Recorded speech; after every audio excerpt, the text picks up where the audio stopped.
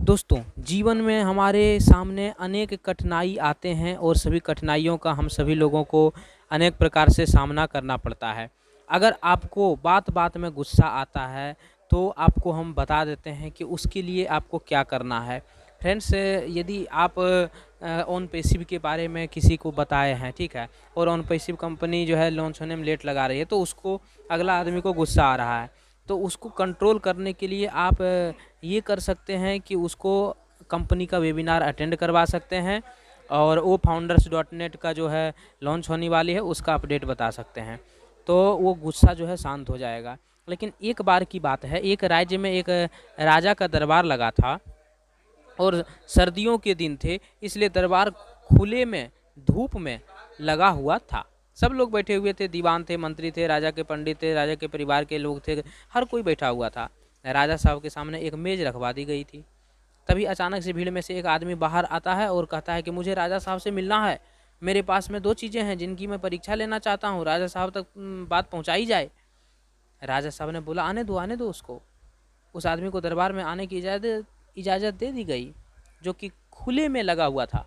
राजा के सामने वो व्यक्ति पहुंचा, इजाज़त लेकर राजा साहब से कहा कि तो राजा साहब बोले, बताओ क्या बात है। तो राजा उस इंसान ने कहा कि मेरे पास 2 चीज़ें हैं, एक जैसी दिखने वाली, एक जैसे आकार की, बिल्कुल एक जैसी, लेकिन इनमें से एक हीरा है और एक कांच है। लेकिन मैं कई राज्यों में गया हूँ, कई राज्यों में राजाओं से मिला हूँ, लेकिन कोई भी ये नहीं बता पाया कि कौन असली है कौन नकली है। आपकी मतलब भी मैं परीक्षा लेना चाहता हूँ। अगर जानना चाहता हूँ आपके दरबार में कोई ऐसा बुद्धिमान है जो बता सके ये कि इसमें कौन असली है कौन नकली है,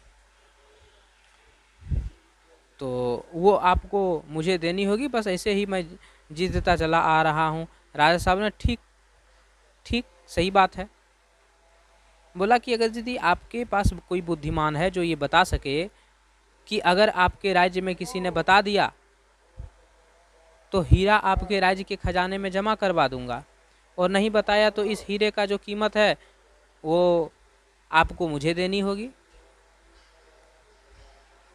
तो राजा साहब के सामने जो मेज रखी हुई थी उस पर उन दोनों चीज़ों को रखा गया, एक हीरा था, एक असली और एक नकली।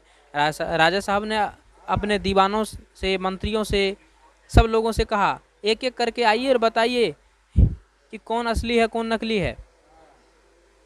तो कुछ लोगों ने सोचा कि अगर राजा साहब हार गए तो उल्टा दोष हम पर आ जाएगा, तो लोग आगे नहीं आए। राजा साहब को भी समझ में नहीं आ रहा था कि यहाँ तो हार उनकी होती जा रही है, अब क्या होगा। तभी भीड़ में से एक अंधे बाबा बाहर निकल कर आए और उन्होंने कहा कि मुझे राजा साहब से मिलने दिया जाए, मैं एक बार कोशिश करना चाहता हूँ। राजा साहब तक बात पहुँचाई गई। एक अंधे बाबा हैं जो आना चाहते हैं, वो भी एक बार कोशिश करना चाहते हैं। राजा साहब ने कहा ठीक है, जब कोई मान नहीं रहा, कुछ हो नहीं रहा है, तो इनको भी एक बार मौका दे दिया जाए। अंधे बाबा आगे आए और एक मिनट में उन्होंने बता दिया कि असली हीरा कौन है और नकली हीरा कौन सा है। हर कोई चौंक गया, हर कोई खुश हो गया, सब बोलने लगे क्या बात है, राजा का सम्मान बच गया, राज्य में नया हीरा आ गया। हीरे की तिजोरी में जमा करने की तैयारी होने लगी। लेकिन इन सब के बीच में राजा साहब ने पूछा, बाबा एक बात बताओ, आपने पहचान कैसे किया।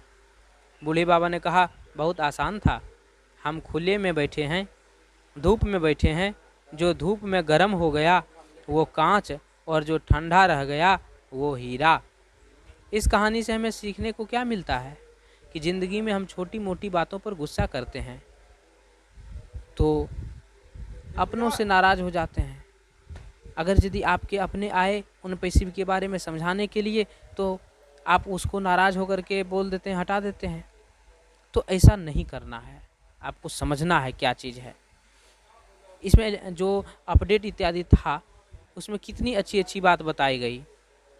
On passive is the last chance in your life time, it will never going to happen again. On passive आपके जीवन में एक अंतिम चांस है और ऐसा फिर दोबारा नहीं मिलेगा। We are not going to allow limited thinking personalities to hold us back. हम लोगों के पास जो थिंकिंग है वो लिमिटेड है, इतना ही सोच सकते हैं और उसी के अनुसार अपने आप को ढालते हैं। लेकिन अब हाई थिंकिंग करने का समय आ गया है।